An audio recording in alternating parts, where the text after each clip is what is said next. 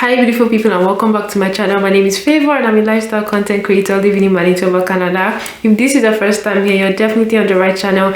Please do well to subscribe so you can join our family. And if you're a returning subscriber, thank you for always coming here when I post new videos. So guys, in the previous video I talked about renting and finding accommodation in Canada. So in this video we're going to be talking about buying a house and everything house related. So if you want to know everything I have to say, definitely keep on watching.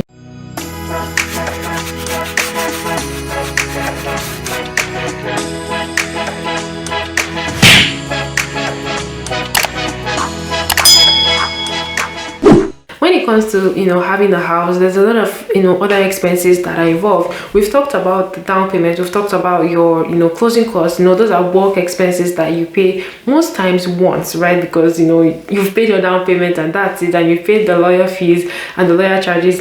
That's that. Now there are other expenses that come up with buying a house. So with buying a house, you have to pay your mortgage, your property tax, and you have to pay for your utilities. Okay, and of course it makes sense because you're buying a house, it's gonna be yours over time, right? In most cases people aren't able to afford the whole amount of the house at once. There are people that are able to afford it, right? But most times people have to take out a mortgage from a bank and all of that good stuff, right? So the bank or your financial institution has to make some profit, right? So then they charge you interest, right? Most times they build this interest amount or this interest charge into your mortgage, so you're paying it as well while you're paying your mortgage. So these are additional charges that you need to factor in when it comes to buying a house, right? So in as much as people might make you feel like, oh, if you're renting, you're paying this amount to your landlord for a certain period of time, it's not always the same case when it comes to buying a house, right? So you pay your mortgage, and like I mentioned, most times the interest charges are built into your mortgage, right? So you're paying your mortgage, you're paying your property tax. And property tax too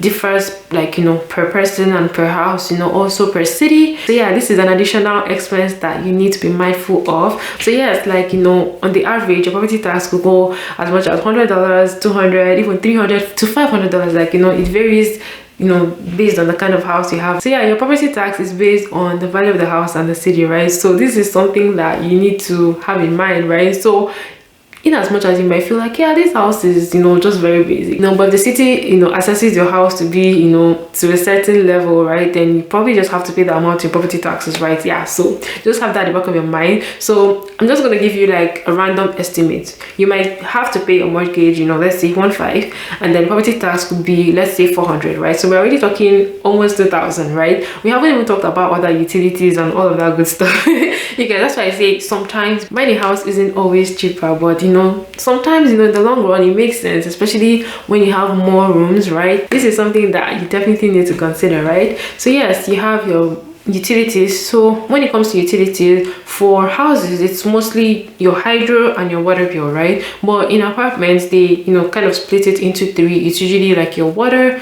your hydro, and your heat, right? In apartments most times, right? But with houses, most times your heat is already built into your hydro bill, so you just pay your hydro and your water bill. So now depending on usage, your hydro bill could cost as much as $100, $200, $300. Again, it also depends on the weather, right? So in the summer you're probably not going to pay as much in hydro bill. I mean, you'd also be using a lot of electricity to cool your house, right? Whereas in the winter you're using that to heat up your house. So I mean, like it's here and there. But honestly, it's just something you need to have in mind, right? But yeah, in the summer months your hydro bill usually isn't as much as it is in the winter, right? This is why it makes sense for you to think about all these things before buying a house. You don't want a situation where you're turning off your heat in your house in the winter because you don't want your hydro bill to be so high. Like, I don't feel like that's sustainable, especially if you live in Winnipeg. Like, it could get so cold, like as much as -40 to -50 degrees, and you don't want to be turning off your heat in -50 because nah, that's not realistic, that's not sustainable. So honestly,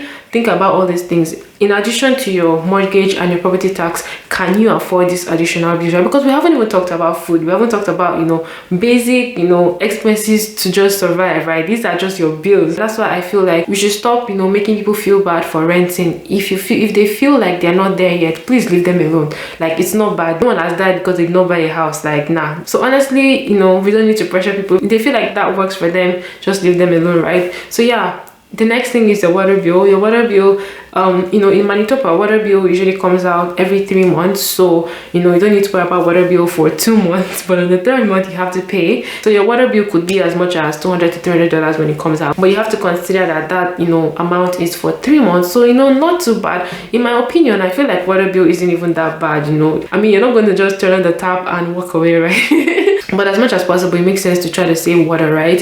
When it comes to your hydro, electricity and all of that, if you're not using something, please turn it off. Turn off the light if you're going to leave a room, just little things here and there. But again, these are additional expenses that people have to deal with when they buy a house, right? Whereas if you're living in an apartment, most times you might be able to get an apartment where those utility bills are covered by your landlord, right? Another thing that homeowners need to deal with is snow. Okay, we live in Canada, so there's always going to be snow. We'll always have snow. When you have a house, you're responsible for clearing the snow, shoveling the snow, clearing the driveway, like all of that good stuff, right? Whereas if you lived in an apartment, like that is not your problem. Okay, that's for your landlord and caretaker to deal with or figure out. Of course, even with living in a house, you can always pay people for these services, but again, can you afford it, right? Are you able to, do you have room for the additional expense?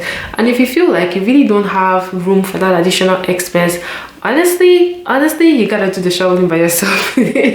And if you feel like you're not there yet, please take a step back before you buy a house, okay? So yeah, that's the winter. I feel like the most annoying thing for me, or I feel like the harder thing for me with shoveling snow, it's not even like clearing the snow, like that one, like you buy snow blower and you'll be all right. But then when you think about the fact that it's cold, right? So imagine going out in the cold to actually clear the snow, like, nah, I don't want to do that. Anyways, that's just something you would have to deal with if you own a house, right? Now, that's for the winter, right? In the summer, you have to ensure that your yard is in order, you have to mow the lawn. And I've heard that the city finds people, sometimes, when they don't mow the lawn or when they don't clear their snow and all of that. So these are things that homeowners have to worry about, that people that live in apartments don't have to worry about. So again, this video is meant to help you make a very informed decision, right? So at least when making your decision, you have an idea of things that you can expect, right? Another thing with buying a house is that there could be unexpected expenses, right? So if you're buying a house, just have it at the back of your mind that things could come up, right? You might need to pay for an electrician to come over to take a look at some things or fix some things, or pay for just there are different services that you could patronize by being a homeowner. So this is where I would say being handy comes into place, right? So if you're very handy, you might end up saving a lot of cost because you wouldn't need to call people in to fix every single thing. And if you feel like you're not very handy, it's not a bad decision to start gaining some of those skills, and all of that. So yeah, these are just things that you would need to think about, things that you need to pay attention to, and also things that you need to brace yourself for when it comes to buying a house, right? Of course, there are always advantages and disadvantages to different things, right? So yes, by owning a house, you get to have your house, you get to have more space, you get to enjoy more privacy, right? And there's so many more advantages, right, compared to staying in an apartment. But when there are advantages, there are also disadvantages, right? So yeah, honestly, at the end of the day, I would say think about the whole situation, think about your finances, think about what you want, think about your current standing in life, honestly, because that's also important, right? Think about all these things. If you're going to be living alone too, can you deal with all these expenses by yourself, right? These are things that you need to think about. And at the end of the day, make the decision that works best for you, because it's your life, it's your money, right? You're the one that would enjoy all the benefits that comes with whatever decision you make, right? So just ensure that you're making the best decision for yourself, especially at that phase in life, right? Another thing that I like to mention is for people that are moving into Canada newly, I don't suggest buying a house immediately, just because a house is such a huge investment, and a house is it's so expensive. Honestly, there's a lot that goes into buying a house. So if you're moving into Canada newly, I would suggest get temporary accommodation, get an Airbnb, get an apartment, even if it's like 6 months or 1 year, or go on a month-to-month lease, right? I feel like that's easier and that's better, right, than just buying a house. Just because what if you buy the house and you feel like you don't like this neighborhood, right? That way, if you don't like it, you're not tied to it, right? And that way you have more time to survey the neighborhood, to get used to the environment and all of that. And then I feel you'll be in a better place to make a decision after living in that city for some time, right? So yeah, that's just my opinion. You know, just get used to the environment, get used to, you know, the way of life there, you know, figure out what neighborhoods you like, figure out what neighborhoods you feel, you know, work out for you. Also, you know, knowing that you might still need to get a job and all of that, you might want to get a place that's close to work, right? But if you're moving and you don't even have a job, how do you make those kind of decisions, right? So again, this is just my opinion. I feel it makes more sense to rent or get somewhere temporary before you decide to buy a house.